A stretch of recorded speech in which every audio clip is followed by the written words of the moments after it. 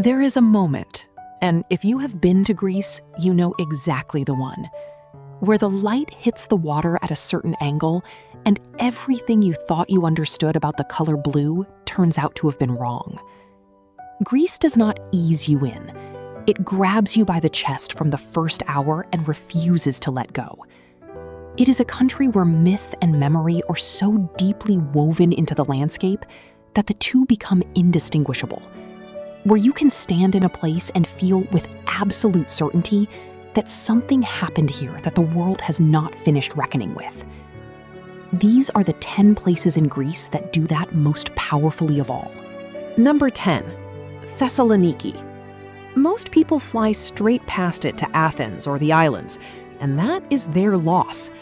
Thessaloniki sits on the water like a city that never needed anyone's approval.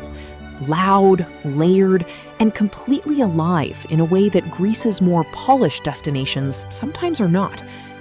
Walk the waterfront at dusk when the white tower turns amber and the smell of grilled meat drifts up from the tavernas, and you start to understand why Greeks from everywhere else in the country quietly agree that the food here is better. This is Greece without the performance, just the real thing.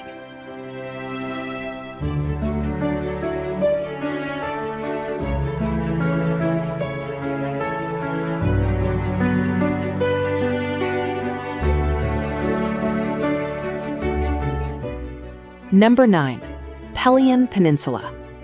The mythmakers placed the centaurs here, and honestly, the landscape earns it. Pelion is a thick green fold of mountain that tumbles straight into an improbably clear sea. Chestnut forests above, hidden pebble coves below, and between them a network of old stone paths connecting villages that look exactly as they did 3 centuries ago. The beaches here, Mylopotamos, Damashari, are the kind that make you quietly resentful of every beach you have ever settled for before. Almost nobody outside Greece knows this place exists, and the people who do tend to keep it that way.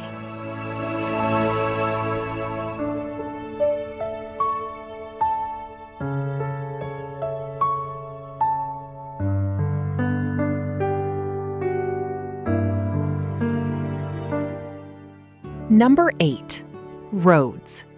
Step through the gates of Rhodes Old Town and the 21st century simply stops. Inside those massive medieval walls, built by the Knights of St. John, who held this island against the full force of the Ottoman Empire, the streets are cobbled, the buildings are honey-colored stone, and the scale of the whole thing is so intact, it feels less like a ruin and more like a city that simply chose to stay.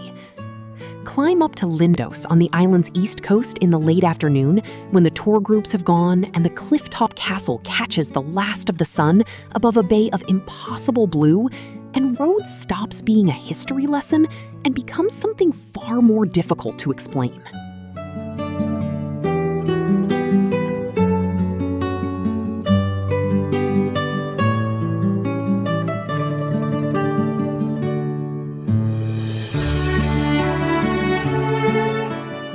Number 7, Nafplio. The first capital of modern Greece is one of those towns that quietly devastates you. It is small enough to walk everywhere, dramatic enough, 2 Venetian fortresses, a harbor, a mountain at its back, to feel genuinely cinematic, and unhurried enough that you find yourself extending your stay without fully deciding to.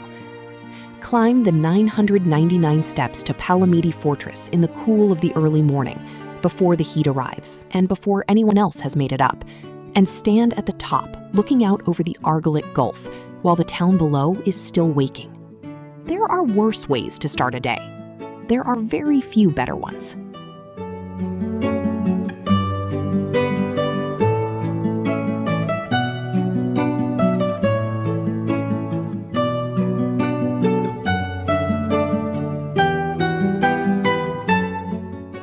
Number 6, Crete. Crete is not really an island. It is a country that happens to be surrounded by water. Its mountains are genuine mountains, snow-capped into spring, crossed by gorges that take a full day to walk. Its coastline shifts from dramatic limestone cliffs in the west to long sandy beaches in the east, with the ruined Bronze Age city of Akrotiri, buried in volcanic ash 4,000 years ago and only partially excavated, somewhere in between. The old harbor of Chania, with its Venetian lighthouse and its jumble of converted warehouses turned restaurants, is one of the most beautiful urban waterfronts in all of the Mediterranean. And the food, the olive oil above all, will recalibrate something in you permanently.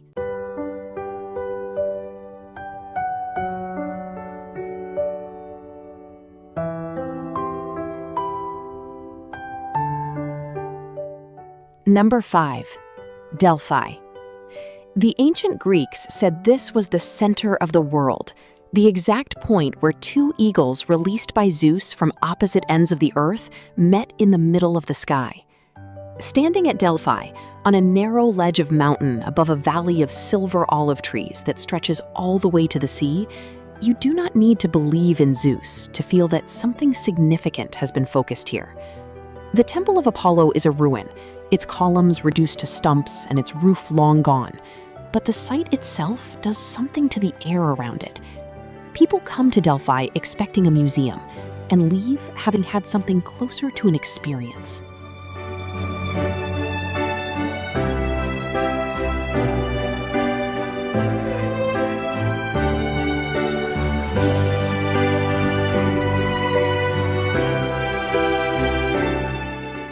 Number 4.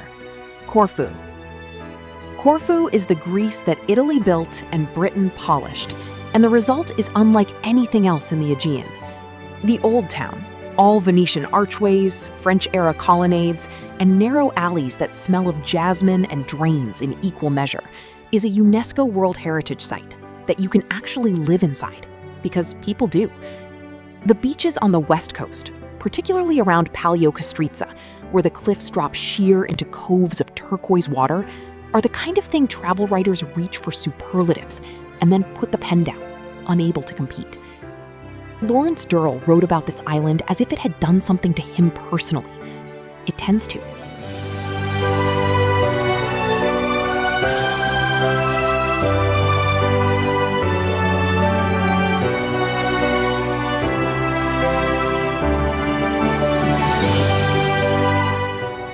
Number 3. Meteora. There is no way to prepare yourself for Meteora. You come around a bend in the road in the flat agricultural plains of central Greece, and suddenly the earth simply erupts. Vast columns of gray rock shooting hundreds of meters straight up from the valley floor, and balanced on top of them, improbably, impossibly, 6 Byzantine monasteries clinging to the stone like they grew there. The monks who built them in the 14th century hauled everything up by rope and basket, by deliberate choice, to be closer to God and further from everything else. Come at first light, when the mist is still pooled in the valley below the rocks, and the monasteries are emerging from it slowly, and you will understand completely.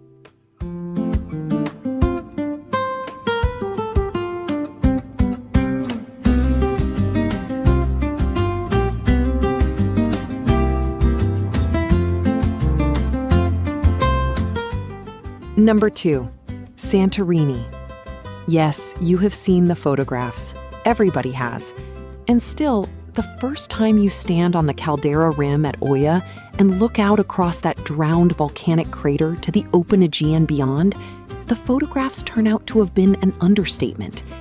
What they cannot capture is the scale, the sheer vertical drop from the clifftop villages to the water below, the way the whole island curves around the submerged volcano, like a parenthesis around an absence. Stay past the sunset crowds, when the day trippers have gone back to their cruise ships, and the light goes soft and pink over the caldera, and Santorini becomes something quieter and stranger, and considerably harder to leave.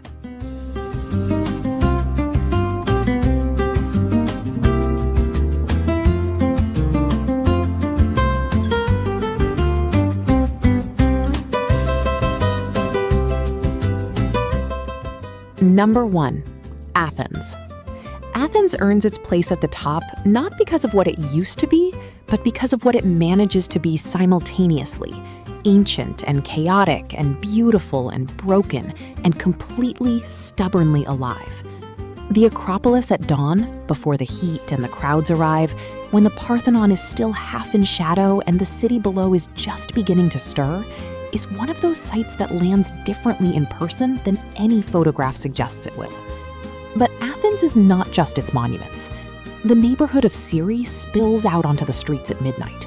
The central market assaults every sense at once in the best possible way. The cafes run on strong coffee and long conversations that show no interest in ending. This is the city that invented the idea of the city, and somehow, against all reasonable expectation, it is still proving the concept works.